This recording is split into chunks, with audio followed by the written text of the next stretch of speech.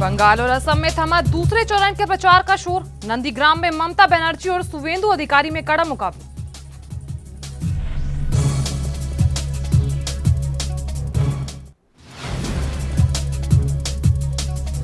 Drugs case में NCB ने actor Ejaz Khan को किया गिरफ्तार। एजाज को साथ लेकर अंधेरी और लोखंडवाला में छापेमारी की गई।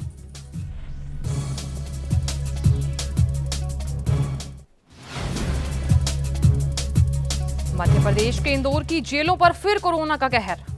अधिकारियों समेत कई कर्मचारी हुए कोरोना संक्रमित।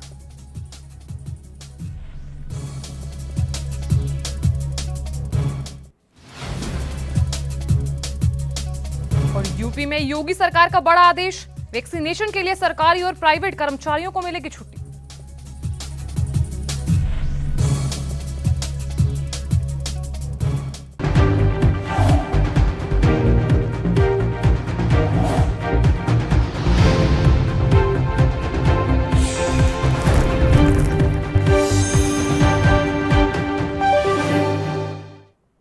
नमस्कार, एनबी न्यूज देख रहे हैं। यहाँ पर मैं हूं आपके साथ साधना बत्रा। बुलेटिन का आगाज बड़ी खबर के साथ करेंगे। बॉलीवुड एक्टर एजाज खान को नारकोटिक्स कंट्रोल ब्यूरो ने देर रात गिरफ्तार कर लिया और ऐसे में एनआईए को शक है कि एजाज खान ड्रग लॉर्ड फारूक बटाटा और उसके बेटे शादाब बटाटा के साथ काम करता है और ऐसे में ड्रग सिंडिकेट का हिस्सा है।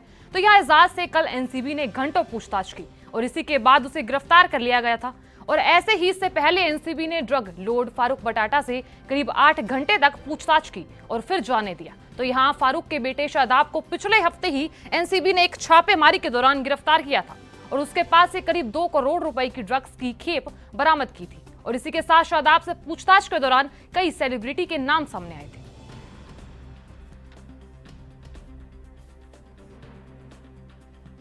तो यहाँ बॉलीवुड एक्टर एजाज खान को नारकोटिक्स कंट्रोल ब्यूरो ने देर रात गिरफ्तार किया। इस बीच एनआईए को शक है कि एजाज खान ड्रग लॉर्ड फारूक बटाटा और उसके बेटे शादाब बटाटा के साथ काम करता है और इसी के साथ एजाज से कल एनसीबी ने घंटों पूछताछ की और इसके बाद उसे गिरफ्तार कर लिया गया था। और इससे पहले आपको ये भी बता दें कि एनसीबी ने ड्रग लॉर्ड फारूक बटाटा से करीब 8 घंटे तक पूछताछ की और फिर जाने दिया। तो यहाँ फारूक के बेटे शादाब को पिछले हफ्ते ही एनसीबी ने एक छापेमारी के दौरान गिरफ्तार किया था।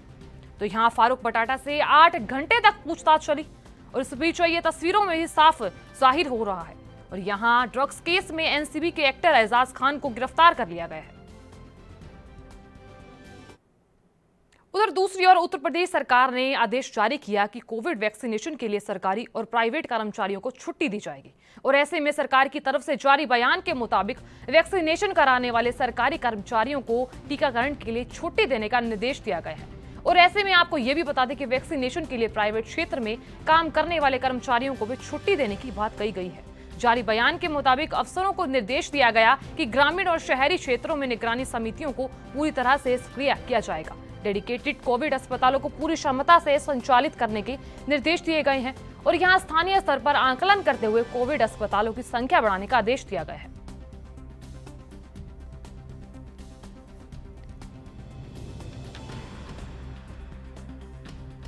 यहां उत्तर प्रदेश सरकार ने बड़ा आदेश जारी कर दिया है।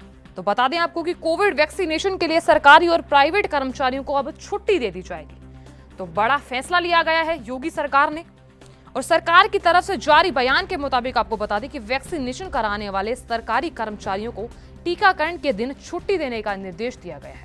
और इसी के साथ आपको यह भी बता दें कि वैक्सीनेशन के लिए अब कर्मचारियों को छुट्टी मिल जाएगी। तो वैक्सीनेशन के लिए प्राइवेट क्षेत्र में काम करने वाले कर्मचारियों को छुट्टी देने की बात कही है और इसी बीच अफसरों को निर्देश दिया गया कि ग्रामीणों और शहरी क्षेत्रों में निगरानी समितियों को पूरी तरह सक्रिय किया जाएगा। तो यहाँ स्थानीय स्तर पर आकलन करते हुए कोविड अस्पतालों की संख्या बढ़ाने का भी आदेश दिया गया है। वहीं दूसरी ओर महाराष्ट्र के गृह मंत्री अनिल देशमुख को लेकर विवादों के घेरे में घिरी कांग्रेस एनसीपी गठबंधन सरकार ने आखिरकार परमवीर सिंह के आरोपों की जांच करवाने का फैसला कर लिया है। और इस बीच उद्धव सरकार ने पूर्व मुंबई पुलिस कमिश्नर परमवीर सिंह के आरोपों को लेकर हाईकोर्ट के एक रिटायर्ड जज की अध्यक्षता में कमेटी गठित की है। तो यहाँ अधिकारी आदेश में कहा गया कि न्यायाधीश कैलाश उत्तम चंद्र चांदीवाल अध्यक्षता वाली ये कमेटी 6 महीने में जांच रिपोर्ट राज्य सरकार को सौंपेगी। तो यहाँ मुंबई के पुलिस आयुक्त पद से तबादले के बाद परमवीर सिंह ने मुख्यमंत्री उद्धव ठाकरे को एक पत्र लिखकर आरोप लगाया था कि देशमुख ने पुलिस अधिकारी सचिन वाजे को 100 करोड़ रुपए वसूली का लक्ष्य दिया था। हालांकि देशमुख ने इस आरोप से इंकार कर दिया था।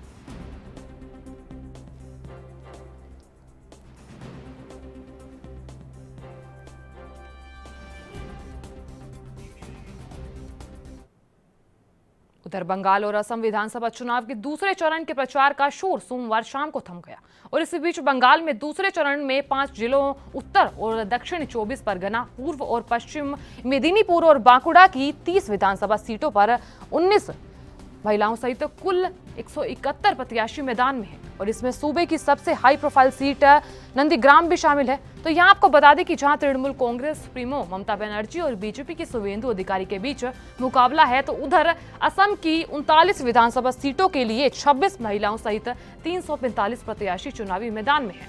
वहीं आपको ये बता दें कि दूसरे चरण का मतदान 1 अप्रैल को होगा।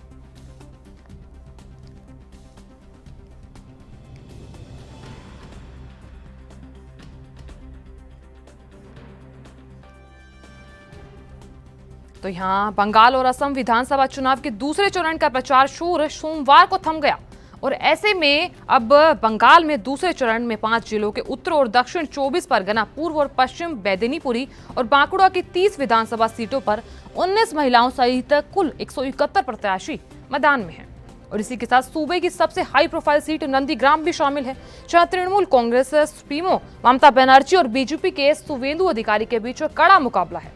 उधर असम की 39 विधानसभा सीटों के लिए 26 महिलाओं सहित 345 प्रत्याशी मैदान में हैं। दूसरे चरण का मतदान अब 1 अप्रैल को होगा और इसी बीच अब बता दें आपको कि चुनावों के चलते अब घमासान लगातार जारी है और यहाँ दूसरे चरण का जो प्रचार है वो अब फिलहाल थम गया है।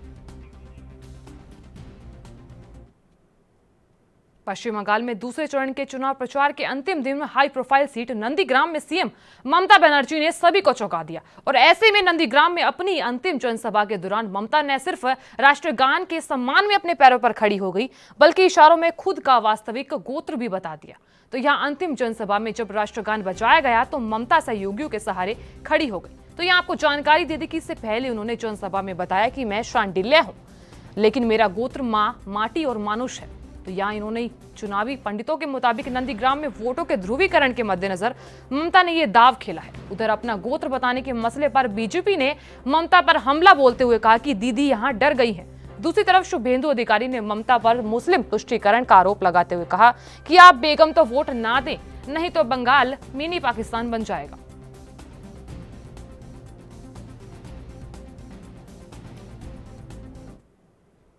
उधर राष्ट्रवादी कांग्रेस पार्टी प्रमुख शरद पवार के अस्पताल में मंगलवार रात को एंडोस्कोपी की गई।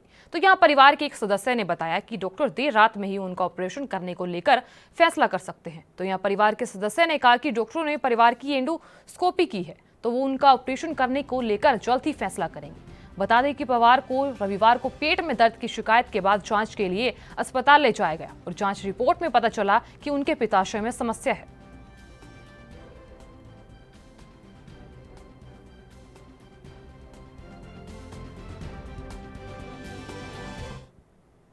महाराष्ट्र में कोरोना वायरस का संकट बढ़ता ही जा रहा है और ऐसे में महामारी में सबसे प्रभावित राज्य है महाराष्ट्र में कोविड-19 के नए मामलों ने राज्य सरकार की मुश्किलें बढ़ा दी हैं। और इस बीच मुख्यमंत्री उद्धव ठाकरे की पत्नी रश्मि ठाकरे की कमजोरी की शिकायत के बाद मंगलवार को एक निजी अस्पताल में भर्ती कराया गया। बता दें कि 23 मार्च को रश्मि ठाकरे की कोरोना रिपोर्ट पॉजिटिव आई थी और ऐसे में कोरोना पॉजिटिव पाए जाने पर वह होम क्वारंटीन में थी। तो यहाँ आपको बता दें कि रश्मि ठाकरे ने 11 मार्च को कोरोना की वैक्सीन लगवाई थी। फिलहाल इलाज करवाने के लिए रश्मि ठाकरे को अस्पताल में भर्ती कराया गया और इससे पहले उद्धव रश्मि के बेटे और महाराष्ट्र सरकार में कैबिनेट मंत्री आदित्य ठाकरे भी कोरोना पॉजिटिव पाए गए थे।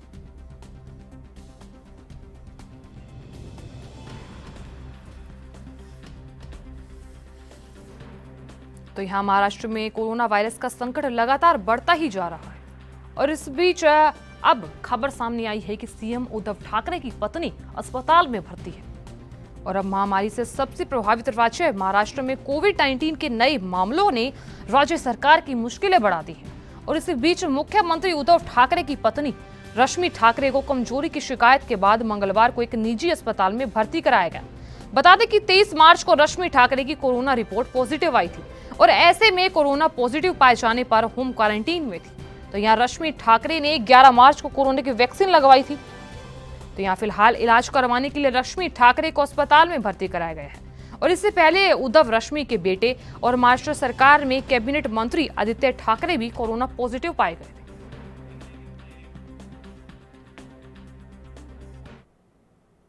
यहाँ लेंगे एक छोटा सा ब्रेक, अब बने रही एएनबी न्यूज के साथ।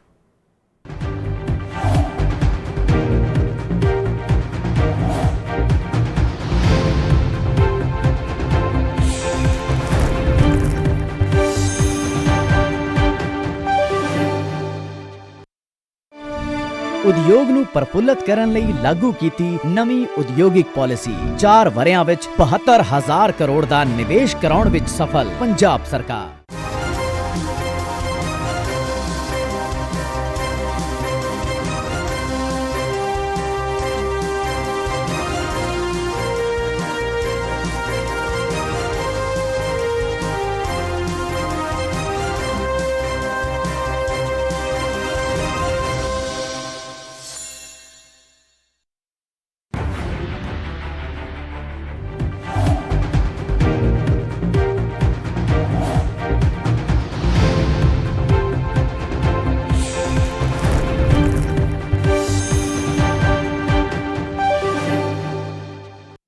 ब्रेक के बाद आप सभी का स्वागत है। खबरों में आगे बढ़ते हुए हरियाणा के रोहतक स्थित पीजीआई मेडिकल कॉलेज में 40 से अधिक डॉक्टर कोरोना संक्रमित पाए गए हैं और अकेले गायनी विभाग में 22 डॉक्टरों की कोरोना रिपोर्ट पॉजिटिव मिली है। और इस आंकड़े के सामने आने के बाद अस्पताल प्रशासन और जिले में हड़कंप मच गया है।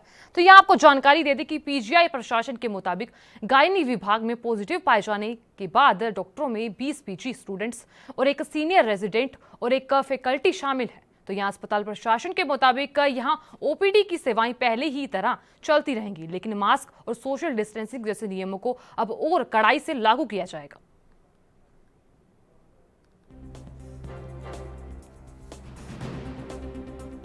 तो यहाँ आपको बता दें कि हरियाणा के रोहतक स्थित पीजीआई मेडिकल कॉलेज में 40 से अधिक डॉक्टर कोरोना संक्रमित पाए गए हैं और अकेले गायनी विभाग में 22 डॉक्टरों की कोरोना पॉजिटिव रिपोर्ट मिली है। और इस आंकड़े के सामने आने के बाद अस्पताल प्रशासन और जिले में हड़कंप मच गया है और ऐसे में 40 से अधिक डॉक्टर कोरोना संक्रमित पाए गए हैं। तो यहाँ आपको बता दें कि पीजीआई प्रशासन के मुताबिक गायनी विभाग में पॉजिटिव पाए गए डॉक्टरों में 20 पीजी स्टूडेंट, एक सीनियर रेजिडेंट और एक फैकल्टी शामिल है। अस्पताल प्रशासन के मुताबिक यहाँ ओपीडी की सेवाएं पहले की ही तरह चलती रहेंगी, लेकिन मास्क और सोशल डिस्टेंसिंग जैसे नियमों को अब और कड़ाई से लागू किया जाएगा।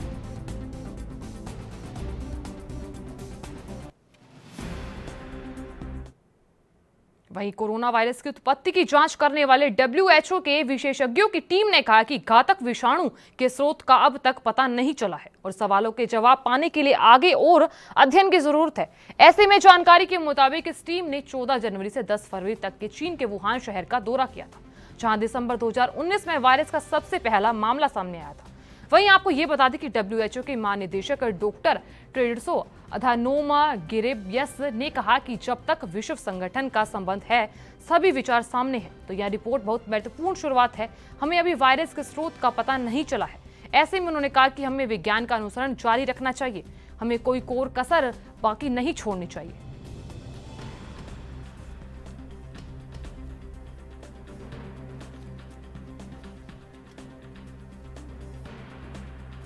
तो यहाँ कोरोना वायरस की उत्पत्ति की जांच के बाद WHO के विशेषज्ञों की टीम ने कहा कि घातक विषाणु के स्रोत का अब तक पता नहीं चला है। तो यहाँ सवालों के जवाब पाने के लिए आगे और अध्ययन की जरूरत है।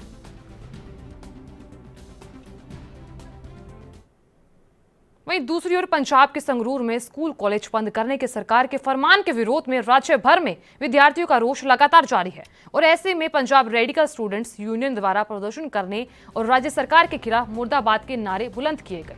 उनका कहना है कि पहले ही विद्यार्थियों की पढ़ाई बहुत ज्यादा प्रभावित हुई है और अब 19 मार्च से स्कूल कॉलेज बंद करने के फरमान ने विद्यार्थियों को काफी आहत किया है।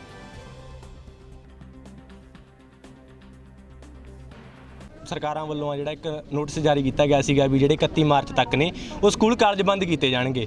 ਵੀ ਲੋਕਡਾਊਨ ਆ ਜਿਹੜਾ ਦੁਬਾਰੇ ਲਗਾ ਦਿੱਤਾ ਗਿਆ ਹੈਗਾ, ਨਾਈਟ ਕਰਫਿਊ ਦੇ ਵਿੱਚ ਲਾਇਆ ਗਿਆ ਸੀਗਾ ਤੇ ਸਕੂਲ ਕਾਲਜ ਬੰਦ ਕੀਤੇ ਗਏ ਸੀਗੇ। ਹਾਲਾਂਕਿ ਜਿਹੜਾ ਵਿਦਿਆਰਥੀ ਨਾਲ ਸਰਾਸਰ ਧੱਕਾ ਕੀਤਾ ਗਿਆ ਹੈਗਾ, ਜਿਹੜੇ ਸਕੂਲ ਕਾਲਜ ਨੇ ਜਿਹੜੇ ਬੰਦ ਕੀਤੇ ਗਏ ਨੇ, ਕਿਉਂਕਿ ਆਪਾਂ ਨੂੰ ਸਭ ਨੂੰ ਪਤਾ ਜਿਹੜਾ ਕਰੋਨਾ ਦਾ ਪਿਛਲਾ ਸਾਲ ਲੰਘਿਆ ਉਹਦੇ ਵਿੱਚ ਵਿਦਿਆਰਥੀਆਂ ਦਾ 1 ਸਾਲ ਤੱਕ ਜਿਹੜੀ ਪੜ੍ਹਾਈ ਦਾ ਨੁਕਸਾਨ ਹੋ ਚੁੱਕਿਆ ਹੈਗਾ ਤੇ ਇਸ ਤੋਂ ਬਾਅਦ ਸਿਰਫ 1 ਮਹੀਨਾ ਹੀ ਜਿਹੜੇ ਨੇ ਕਾਲਜ ਉਹ ਖੋਲ੍ਹੇ ਗਏ ਨੇ। ਇਸ ਤੋਂ ਬਾਅਦ ਫਿਰ ਜਿਹੜੇ ਕਾਲਜ ਬੰਦ ਕੀਤੇ ਗਏ ਨੇ। ਇਸ ਮੁੱਦੇ ਨੂੰ ਲੈ ਕੇ ਜਿਹੜੀ ਪੰਜਾਬ ਦੀਆਂ 9 ਵਿਦਿਆਰਥੀ ਜਥੇਬੰਦੀਆਂ ਦੇ ਵੱਲੋਂ ਆ ਜਿਹੜਾ ਉਹ 30 ਮਾਰਚ ਨੂੰ ਉਹ ਸੱਦਾ ਦਿੱਤਾ ਗਿਆ ਸੀਗਾ ਵੀ ਸਾਰੇ ਪੂਰੇ ਪੰਜਾਬ ਭਰ ਦੇ ਵਿੱਚ ਆ ਜਿਹੜਾ ਉਹ ਐਸਡੀਐਮਾਂ ਨੂੰ, ਤਹਿਸੀਲਦਾਰਾਂ ਨੂੰ ਅਤੇ ਡੀਸੀਆਂ ਨੂੰ ਜਿਹੜੇ ਮੰਗ ਪੱਤਰ ਨੇਗੇ ਉਹ ਸੌਂਪੇ ਜਾਣਗੇ ਅਤੇ ਕਾਲਜ ਖੋਲ੍ਹਣ ਦੀ ਜਿਹੜੀ ਉਹ ਮੰਗ ਕੀਤੀ ਜਾਊਗੀ। ਜੇ ਸਰਕਾਰ ਸਾਡੀ ਮੰਗ ਨੂੰ ਅਜੇ ਨਹੀਂ ਮੰਨੂਗੀ ਤਾਂ ਜਿਹੜਾ ਵਿਦਿਆਰਥੀ ਜਿਹੜਾ ਸੰਘਰਸ਼ ਹੈਗਾ ਇਹ ਹੋਰ ਧੱਕਾ ਕੀਤਾ ਜਾਊਗਾ। ਕਿਹੜੀ ਯੂਨੀਵਰਸਿਟੀ ਦੇ ਤੁਸੀਂ ਇੱਥੇ ਸਟੂਡੈਂਟ ਹੋ? ਅਸੀਂ ਜੀ ਯੂਨੀਵਰਸਿਟੀ ਕਾਲਜ ਬੇਨਟ ਦੇ ਸਟੂਡੈਂਟ ਆ। ਇਹ ਯੂਨੀਵਰਸਿਟੀ ਕਾਲਜ ਬੇਨਟ ਜਿਹੜਾ ਪੰਜਾਬੀ ਯੂਨੀਵਰਸਿਟੀ ਪਟਿਆਲਾ ਦਾ ਕੌਂਸਟੀਟਿਊਟ ਟੈਸਟ ਸਰ ਇਦਾਂ ਸੀਗਾ ਜਿੱਦਾਂ ਵੀ ਕਾਲ ਸੀ ਸਾਡੀ ਸਾਡੀ ਯੂਨੀਅਨ ਹੈਗੀਆਂ ਜਿਹੜੀਆਂ ਤੇ ਉਹਨਾਂ ਵਿੱਚੋਂ ਸਾਡੀ ਯੂਨੀਅਨ ਹੈ radical, Punjab radical student union. ਜਿੱਦਾਂ ਕਿ ਅਸੀਂ ਉਹਨਾਂ ਦੀ ਕਾਲ ਤੇ ਅੱਜ ਇਕੱਠੇ ਹੋਏ ਸੀਗੇ ਕਿਉਂਕਿ ਪਿਛਲੇ ਦਿਨੀ ਜਿਵੇਂ ਕਿ ਪਿਛਲੇ ਸਾਲ ਤੋਂ ਚੱਲਦਾ ਆ ਰਿਹਾ ਵੀ ਆ ਮਹੀਨੇ ਤੱਕ ਕਾਲ ਖੋਲ੍ਹੇ ਜਾਣਗੇ ਜਾਂ 3 ਮਹੀਨੇ ਤੱਕ ਜਿਹੜਾ ਕਿ ਲੋਕਡਾਊਨ ਖਤਮ ਕੀਤਾ ਜਾਊਗਾ। ਉਹਦੇ ਸਿੱਟੇ ਵਜੋਂ ਅੱਜ ਹੁਣ ਫੇਰ ਮਾਰਚ ਵਿੱਚ ਤੇ ਹੁਣ ਫੇਰ ਦੁਬਾਰੇ ਲੋਕਡਾਊਨ ਕੀਤਾ ਗਿਆ ਹੈਗਾ ਤੇ ਜਿੱਥੇ ਕਿ ਅੱਜ ਠੇਕੇ ਖੋਲ੍ਹੇ ਨੇਗੇ ਤੇ ਕਾਲਜ ਸਿਰਫ ਕਾਲਜ ਹੀ ਬੰਦ ਨੇਗੇ, ਹੋਰ ਸਾਰੇ ਅਦਾਰੇ ਖੁੱਲ੍ਹੇ ਨੇ। ਹੁਣ ਜਿਵੇਂ ਲਾ ਲਓ ਤੁਸੀਂ ਬਾਘੇ ਪੁਰਾਣੇ ਰੈਲੀ ਹੋ ਕੇ ਹਟੀਆਂ, ਲੱਖਾਂ ਦਾ ਇਕੱਠ ਸੀ ਉੱਥੇ ਵੀ। ਤੇ या लें एक छोटा सा ब्रेक, अब बने रहिए ANB न्यूज़ के साथ।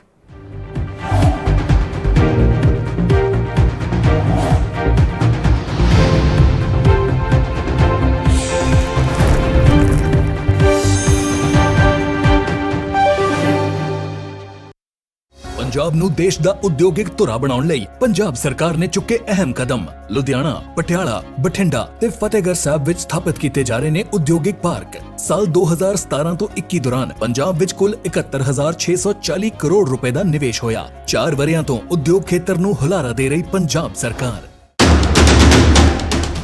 राष्ट्र धर्म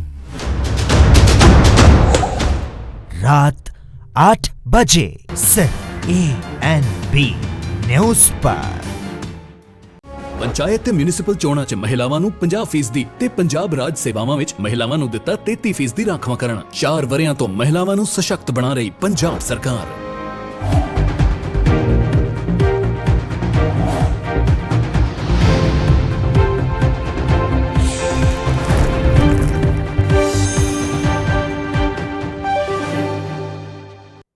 ब्रेक के बाद आप सभी का स्वागत है। खबरों में आगे बढ़ते हुए उत्तराखंड में एक तरफ कुंभ हो रहा है और ऐसे में दूसरी तरफ कोरोना का कहर लगातार बढ़ता ही जा रहा है। वहीं हरिद्वार कुंभ के दौरान एक ही आश्रम में 32 लोगों की रिपोर्ट कोरोना पॉजिटिव आने के बाद से हड़कंप मच गया है और ऐसे में कुंभ के दौरान कोरोना से बिगड़ते हालातों को संभालने के लिए सरकार ने नई गाइडलाइंस जारी कर दी है और ये गाइडलाइंस 1 अप्रैल से 30 अप्रैल तक लागू रहेंगी। ऐसे में आपको बता दें कि कोरोना के बढ़ते मामले बढ़ने के बाद सरकार ने ऋषिकेश क्षेत्र के हरिपुर कला और गीता कुटीर इलाके में पूरी तरह से लॉकडाउन लगा दिया है। तो यहाँ लोगों को घर से बाहर निकलने पर भी मनाही रहेगी और आपको ये बता दें कि इन इलाकों में सब्जी राशन की व्यवस्था भी प्रशासन की तरफ से होगी। तो यहाँ हर घर से सिर्फ एक ही व्यक्ति जरूरी सामान लाने के लिए निकल सकेगा, वो भी वहीं आ जा सकेगा जहां जरूरी सामान की व्यवस्था रहेगी। अब इन दोनों इलाकों में अब लोग बेवजह घर से ना तो बाहर निकल सकेंगे और ना ही बाहर घूम सकेंगे। और इसके अलावा देहरादून शहर के भी 2 एरिया को कंटेनमेंट जोन में तब्दील कर दिया गया है, यहाँ भी टोटल लॉकडाउन रहेगा। और इसी के साथ आपको बता दें कि जरूरी सामान खरीदने के लिए सरकारी मोबाइल वैन को लगाया गया है।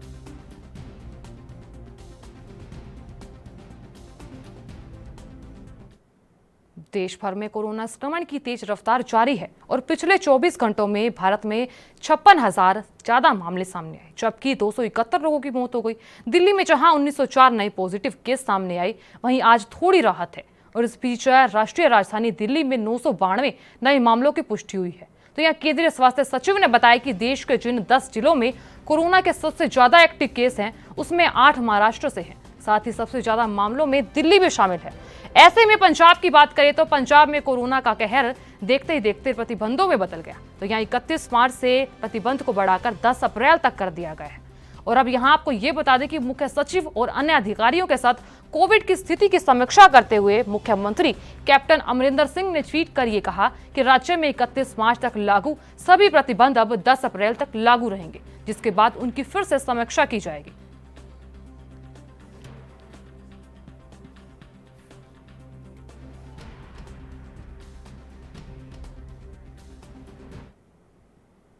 वहीं दूसरी ओर पश्चिम बंगाल में एक बीजेपी कार्यकर्ता की मां की पिटाई और फिर उनकी मौत से वहां की सियासत गर्मा गई है। और ऐसे में मंगलवार को नंदीग्राम में अमित शाह ने कहा कि एक बुजुर्ग मां के साथ मारपीट की गई और उनकी मौत हो गई, लेकिन यहाँ ममता दीदी महिला सुरक्षा की बात कर रही है। तो यहाँ बंगाल के लोग उनकी फितरत से अच्छी तरह वाकिफ है। तो यहाँ ममता बनर्जी ने आरोप लगाया कि बीजेपी बिहार और उत्तर प्रदेश से लाए गए गुंडों के साथ अपनी ही पार्टी की एक महिला को मारने की योजना है और इसका दोष बंगाल को देंगे और यह उनकी सरासर योजना है।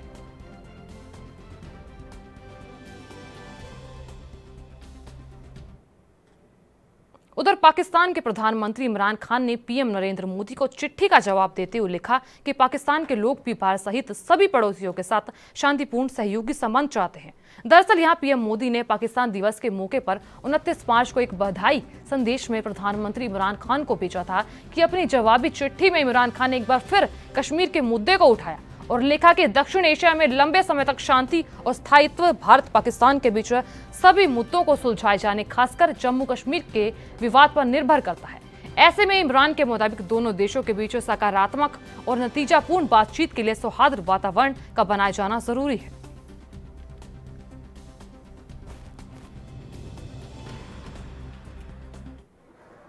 सेना भर्ती घोटाले पर army chief general Manoj Mukund Naravane का बयान यहां सामने आया है। उन्होंने कहा है कि इस फर्जीवाड़े की जांच सीबीआई से कराना जरूरी हो गया था और यहां सीबीआई जांच से पहले एक इंटरनल जांच भी की गई और इस जांच में काफी कुछ स्पष्ट हो गया, लेकिन हमारे पास गहराई से जांच कराने के अधिकार नहीं थे, इसलिए हमने केस सीबीआई के हवाले कर दिया। तो यहाँ आर्मी चीफ ने कहा कि भर्ती में कई जगहों पर खामियां पाई गई थी, परीक्षा से पहले ही पेपर लीक कर दिए गए थे और इसी के साथ उन्होंने कहा कि ऑफिसर्स के सिलेक्शन की प्रक्रिया में फर्जीवाड़ा किया गया था।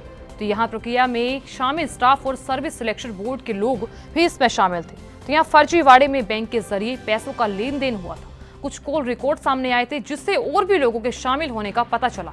ये सब आर्मी की इंटरनल जांच में सामने आया है।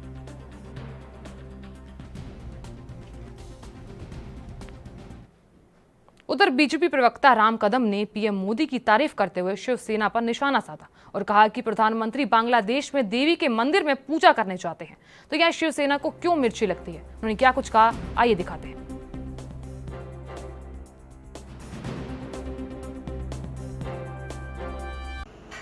महाराष्ट्र में सत्ता के लालच में शिवसेना ने स्वर्गीय बाला साहब ठाकरे जी ने जो हिंदुत्व लिया था उसे वे पूरी तरह से त्याग चुकी है। जिस प्रकार का कांग्रेस दल का हिंदू धर्म को विरोध रहा है, हिंदू देवी देवताओं को विरोध रहा है, उन्हीं की भाषा में, उन्हीं की सुर में अब शिवसेना के नेता बोल रहे हैं। आदरणीय प्रधानमंत्री बांग्लादेश में देवी के मंदिर में जाकर पूजा करते हैं, इस बात से शिवसेना को मिर्ची लगने का कारण क्या है? स्वर्गीय बाला साहब ठाकरे जी ने लिया हुआ हिंदुत्व कहाँ गया इनका? शिवसेना कम से कम देवी देवताओं को भी सियासत से दूर रखेगी या उन्हें भी सियासत का मुद्दा बनाएगी?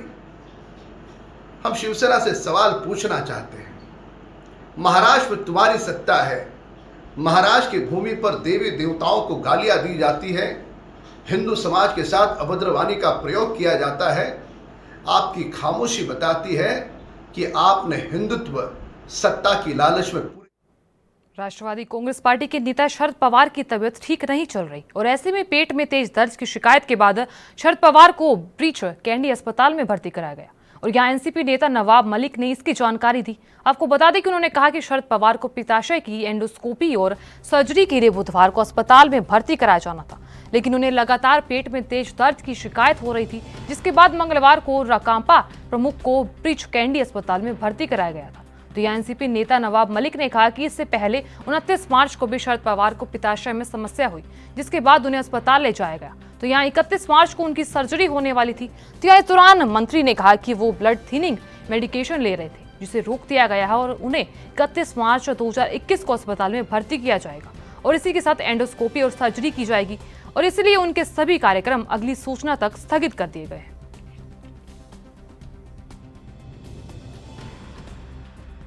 Sharad Pawar ji was supposed to be admitted in Breach Candy Hospital tomorrow. Sudden pain in abdomen. Due to that, he is admitted in hospital today.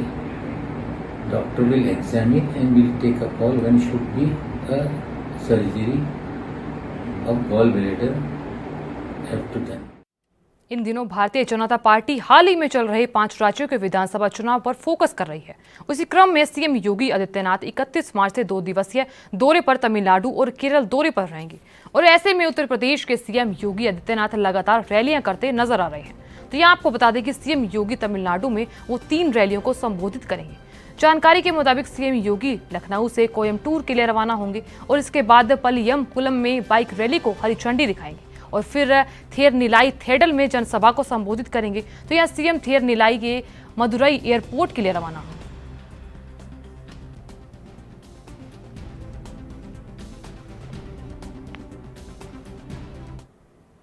देश भर में कोरोना का कहर जारी है और इसी के चलते कई राज्यों में लॉकडाउन और नाइट कर्फ्यू लगाया जा रहा है। वहीं गोवा के सीएम प्रमोद सावंत ने कहा कि राज्य में अभी लॉकडाउन लगाने की कोई योजना नहीं है और यहाँ इस बीच महाराष्ट्र में तो लॉकडाउन लगाने की बात चल रही है, लेकिन गोवा में हम कोरोना की निगरानी रख रहे हैं।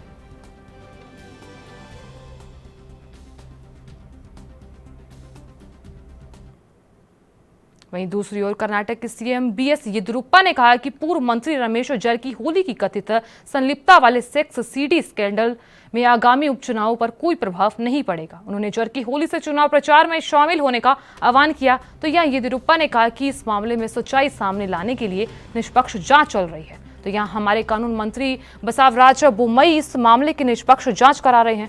तो यहाँ सीएम ने यह भी कहा कि रमेश जरकीहोली के विरुद्ध अनावश्यक आरोप लगाए गए हैं और यह भी चर्चा चल रही है कि दुर्भावना से यह आरोप लगाए गए हैं।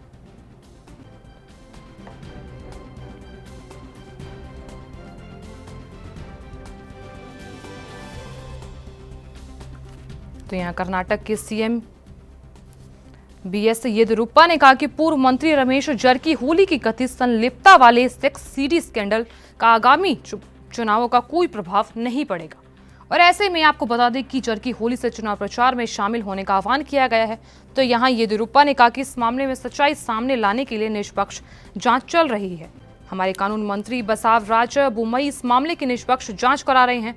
तो यहाँ सीएम ने यह भी कहा कि रमेश जरकीहोली के विरुद्ध अनावश्यक आरोप लगाए गए हैं और यह भी चर्चा चल रही है कि दुर्भावना से ये आरोप लगाए गए हैं।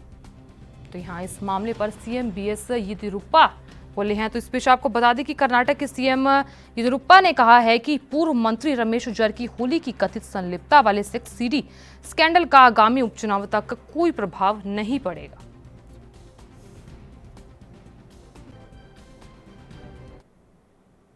फिलहाल के लिए इस बुलेटिन में इतना ही। आप देखते रहिए ANB न्यूज़। नमस्कार।